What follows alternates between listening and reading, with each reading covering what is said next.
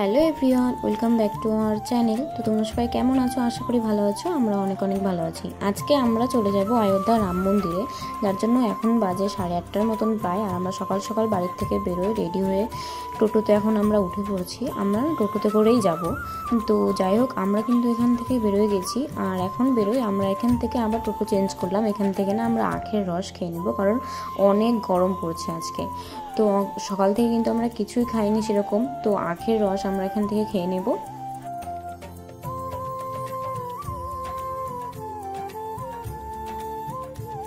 চলো যাওয়া যাক। তো আমরা কিন্তু তারপরে এখন আমরা টোটোতে উঠে পড়ছি। তো তোমরা সুন্দর সুন্দর দৃশ্য দেখতে থাকো, আর আমার ভিডিওটা কিন্তু শেষ পর্যন্ত দেখতে থাকো। আমরা প্রথমে গেছিলাম হনুমানগড়ি মন্দিরে, তারপরে আমরা যাব অযোধ্যা রাম মন্দিরে।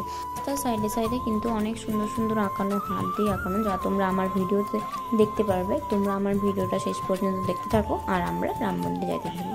তো চলো।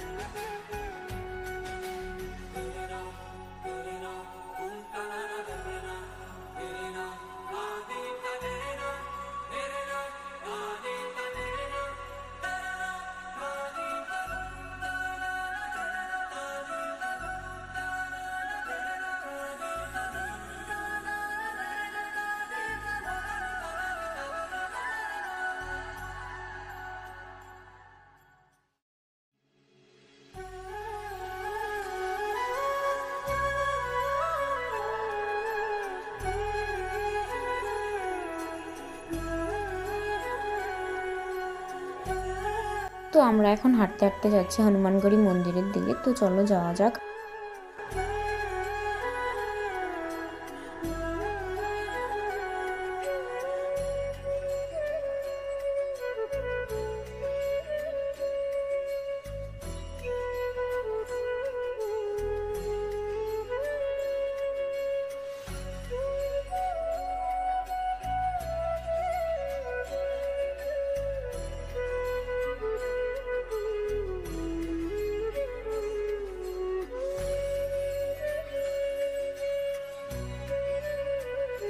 আমরা কিন্তু ঢুকে পড়ছি হনুমানগড়ি মন্দিরের ভিতরে। আর এখান থেকে আমরা এখন প্রসাদ নিয়ে নেব। প্রসাদ নিয়ে নেওয়া হবে আর মালা নিয়ে নেব। তো এখান থেকে দিদি প্রসাদ আর মালা নিয়ে নেবে।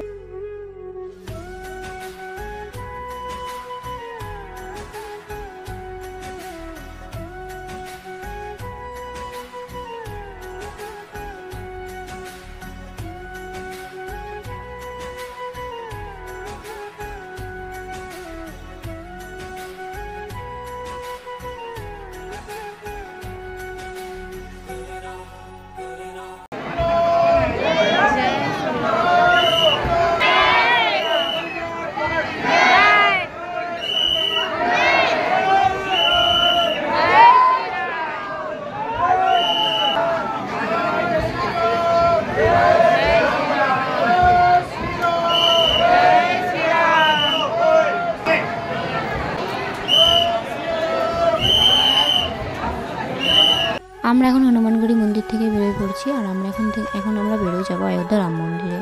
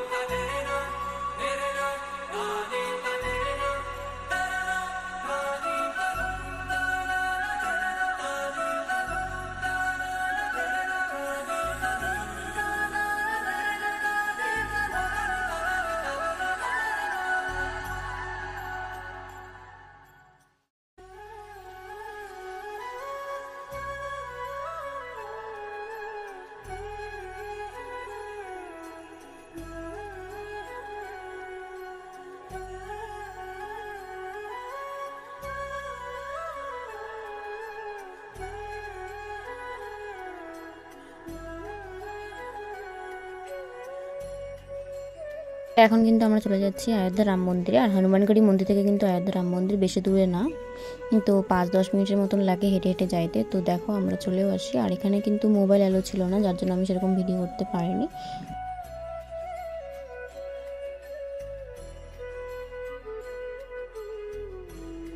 আমরা এখন এখানে জুতা, মোবাইল, ব্যাগ সব কিছু লকারের মধ্যে রেখে দিতে হবে, তারপরে আমরা যাব মন্দিরের ভিতরে।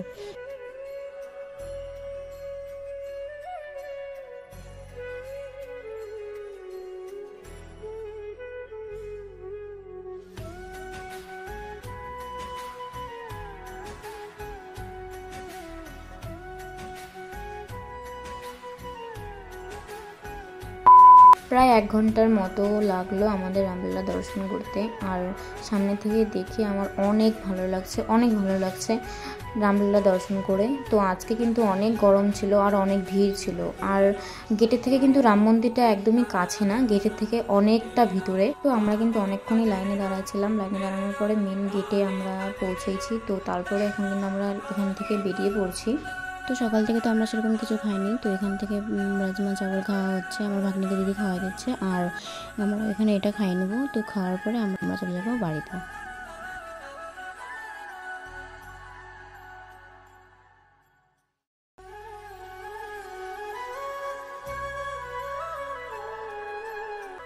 তো আমরা কিন্তু এখান থেকে বেরোয় রাস্তার সাইডে যে দোকানগুলো থাকে, তো এখান থেকে দেখো রাম মন্দিরের কি সুন্দর কাঠ দিয়ে বানানো, আর এগুলো কিন্তু বেশি দাম না, 50 টাকা দাম, আর কি সুন্দর লাগছে দেখতে দেখো।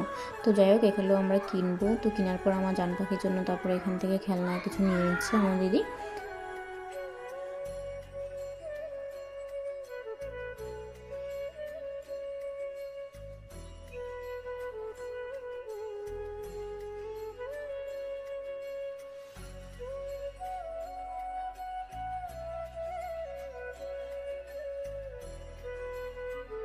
তারপরে আমরা এখন টোটোতে বসে পড়ছি, আর আমরা এখন বাড়ির দিকে যাচ্ছি। তো ভিডিওটা কেমন লাগলো অবশ্যই কমেন্টে জানাইও, আর সবাই কিন্তু জয় শ্রীরাম লিখতে ভুলো না। তো দেখা হচ্ছে নেক্সট কোনো বড় ব্লগে, ততক্ষণ তোমরা ভালো থাকো, সুস্থ থাকো। অযোধ্যা রাম মন্দিরে আসার আমার অনেক দিনের ইচ্ছা ছিল, কিন্তু আমার ইচ্ছাটা এখন পূর্ণ হয়ে গেছে। তো জয় শ্রীরাম লিখতে কেউ ভুলো না।